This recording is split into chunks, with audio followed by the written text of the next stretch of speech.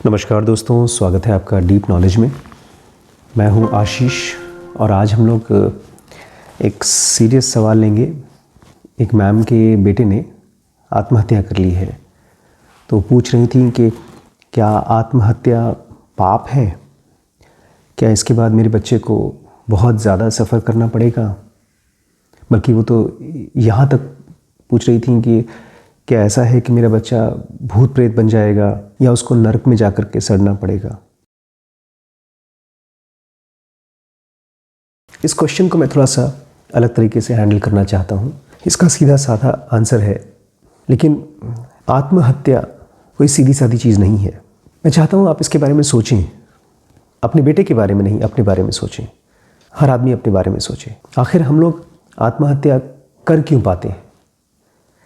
इस लाइफ ने अगर आत्महत्या करना गलत है, पाप है, तो हम कर क्यों पाते हैं?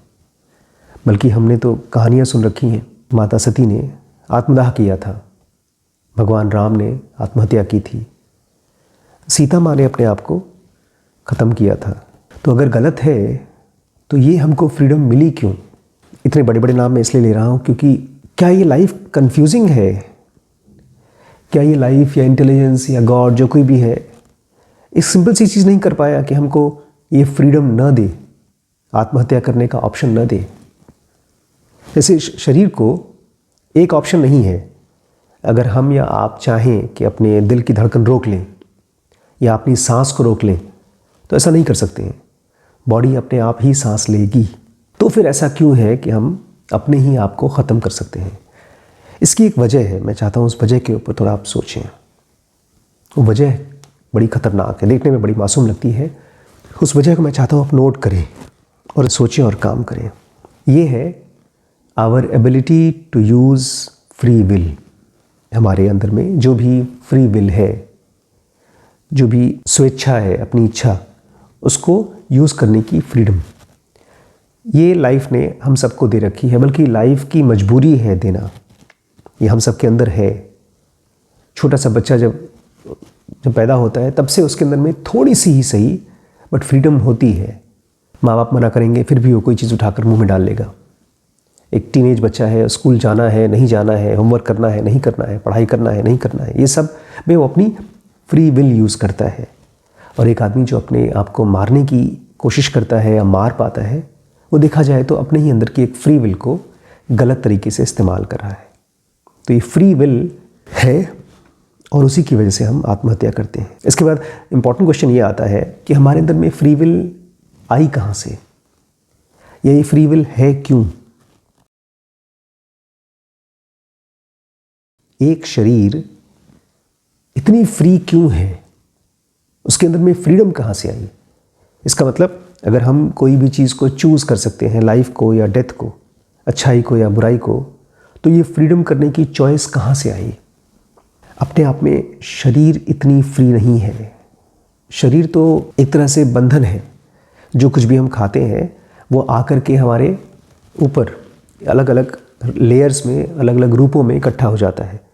किसी चीज़ को हम गुर्दा कहते हैं, किसी को हार्ट कहते हैं, किसी को लिवर कहते हैं, किसी को हड्डी कहते हैं। तो ये शरीर अपने आप में फ्री नहीं है। इसको फ्रीडम मिलती है किसी और चीज़ से, कोई और चीज़ जो बहुत फ्री है।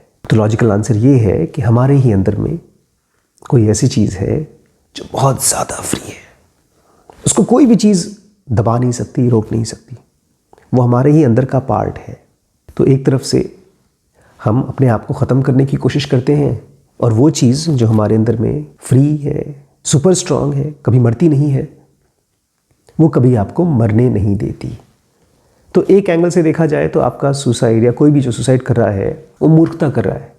वो अपने आप को ख़त्म करना चाहता है लेकिन ख़त्म कर नहीं पाएगा, क्योंकि उसके अंदर में जो एनर्जी है, जिसको आप शायद इसको अभी ना माने, लेकिन जो आत्मन है, जो फ्रीडम है, जो एंटिटी है जो कभी नहीं मर सकती, वो आपको बार बार पैदा कराएगी। इसलिए आप अपने आप को मार करके कभी भी अपनी लाइफ की प्रॉब्लम से फ्री नहीं कर सकते खुद को। अब दूसरा एक छोटा सा बहुत इंपॉर्टेंट क्वेश्चन इसी का पार्ट है कि पाप क्या है।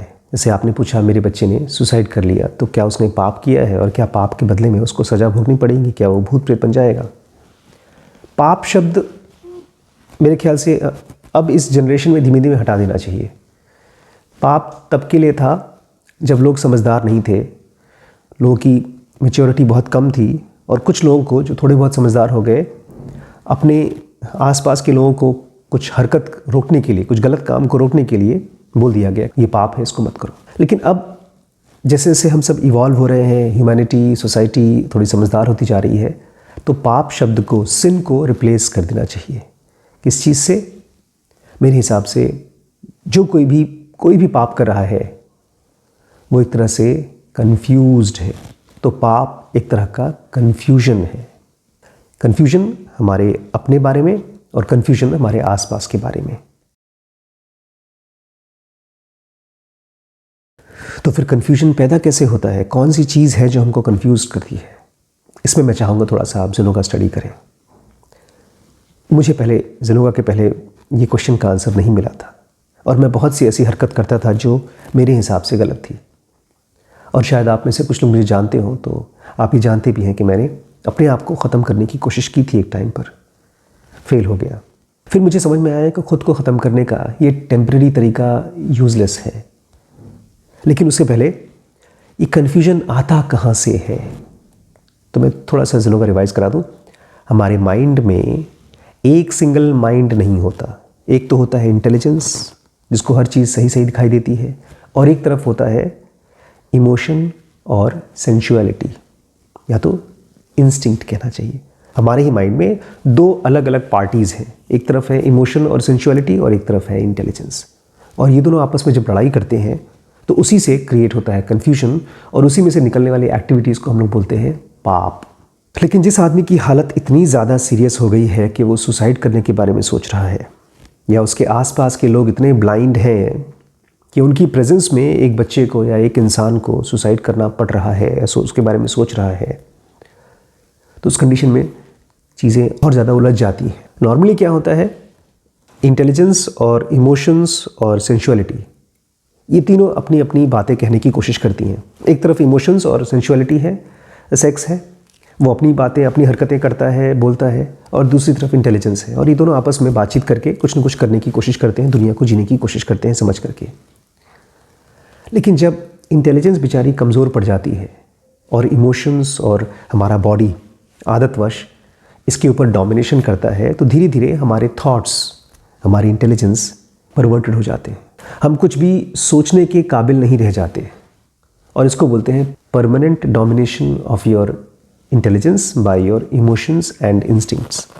तो एक तरह से ऐसा हो गया जैसे कोई एक बहुत बड़ी कंपनी है जिसमें जो समझदार लोग हैं वो कम हैं और मूर्ख ज़्यादा हैं, और मूर्ख मिलकर के समझदारों को दबा रहे हैं और दबा करके अपने कंट्रोल में कर रखा है। और जब कोई आदमी ऐसी कंडीशन में बहुत दिन, बहुत हफ्ते, बहुत महीने तक रहता है, तो उसको लगने लगता है कि सुसाइड करना सही है।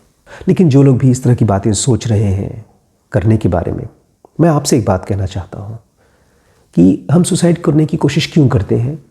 क्योंकि हमको ये उम्मीद होती है मरने के बाद जो भी लाइफ की झंझट है उससे हमको छुटकारा मिल जाएगा। मृत्यु एक तरह की नींद है। मरने के बाद कहा जाता है हम सब अपने साथ कुछ नहीं ले जा सकते, लेकिन फिर भी ले जा सकते हैं। कहते हैं 5 चीज़ें हम अपने साथ ले जाते हैं। पता है क्या क्या? एक तरफ अपनी डिज़ायर ले जाते हैं, कामना, दूसरी तरफ वासना, अपनी हैबिट्स, तीसरी तरफ हम अपने कर्म ले जाते हैं, अपने वैल्यूज़, चौथी अपने कर्ज ले जाते हैं, जो भी हमने किसी को दिया या लिया है, ओनरशिप, अपने पुण्य। ये पांचों हमारे साथ मर के जाते हैं। और जब भी हम दोबारा पैदा होते हैं, जैसे मैंने आपसे कहा ना, ऐसा हो ही नहीं सकता है कि हम दोबारा पैदा ना हो, क्योंकि हमारे अंदर में जो एंटिटी, फ्री एंटिटी है, वो जिस काम के लिए आई है, जब तक वो कर नहीं लेगी तब तक वो इस दुनिया को छोड़ के नहीं जाएगी। तो जब आप इस दुनिया से जा रहे हैं, चाहे खुद सुसाइड करके या कोई और मार रहा है, तो आप ले क्या जा रहे हैं? अगर आप इस सुपर कंफ्यूज हालत में जा रहे हैं तो क्या उम्मीद कर रहे हैं? ज़्यादातर लोग जो सुसाइड करते हैं वो ये सोचते हैं कि हमको शांति मिल जाएगी, इस झंझट से मुक्ति मिल जाएगी। रत्ती भर मुक्ति नहीं मिलती है। आप इस ज़िंदगी को फिर से वहीं से आकर के शुरू करते हैं जहाँ पर आपने छोड़ा था। जैसे जब आप परेशान होकर के रात को सोते हैं तो फिर से सुबह उसी परेशानी के साथ, उसी माहौल में अपने आप को पाते हैं। इसमें से निकलने के लिए अगर कोई आपकी हेल्प कर सकता है, कोई डॉक्टर, कोई काउंसलर, कोई हेल्पर या कोई गुरु, तो मैं चाहूँगा कि आप उसके पास जाएं। आप अपने माइंड को यूज़ करके, अगर आपके घर में कोई ऐसा है जिसके मन में सुसाइड के थॉट्स आ रहे हैं, तो उसको एक बीमार की तरह देखिए, एक सुपर सेंसिटिव बीमार। जैसे किसी का एक्सीडेंट हो जाता है, फ्रैक्चर हो जाता है, तो हम लोग कैसे संभाल के उसके साथ देखभाल करते हैं, ऐसे ही एक आदमी जो डिप्रेस्ड है, जो सुसाइड का सोच रहा है, डिप्रेस्ड मतलब उसका इंटेलिजेंस इमोशंस के साथ, नेगेटिव इमोशन और नेगेटिव इंस्टिंक्ट के साथ डोमिनेट हो चुका है, उसको सोच नहीं पा रहा है बेचारा, उसके थॉट्स अपाहिज हो गए। आपके बच्चे के साथ क्या होगा? कुछ नहीं होगा, वो जिस कंडीशन में था फिर से उसी कंडीशन में आ जाएगा। लेकिन एक चीज़ होती है जिसको हम लाइफ बोलते हैं, गॉड बोलते हैं, वो अपने तरीके से काम करता है और वो आपके बच्चे की देखभाल करेगा। इसलिए आप चिंता छोड़ दीजिए। आपको अगर किसी की चिंता करनी है तो अपने आप को शांत करना है, अपने आप को क्लियर करना है। और सबसे इम्पॉर्टेंट, अगर दोबारा आपका बेटा बन के पैदा होता है, आपके घर में फिर से आता है, तब आप उसके साथ कैसे डील करेंगी? क्या आपने अपने माइंड को और ज़्यादा सेंसिटिव बनाया है या बना रही हैं? क्या आपका माइंड, आपका थिंकिंग इंस्ट्रूमेंट थोड़ा कम रिएक्टिव हुआ है? क्योंकि हमारे आसपास के लोग कब हमसे परेशान होकर के सुसाइड करते हैं।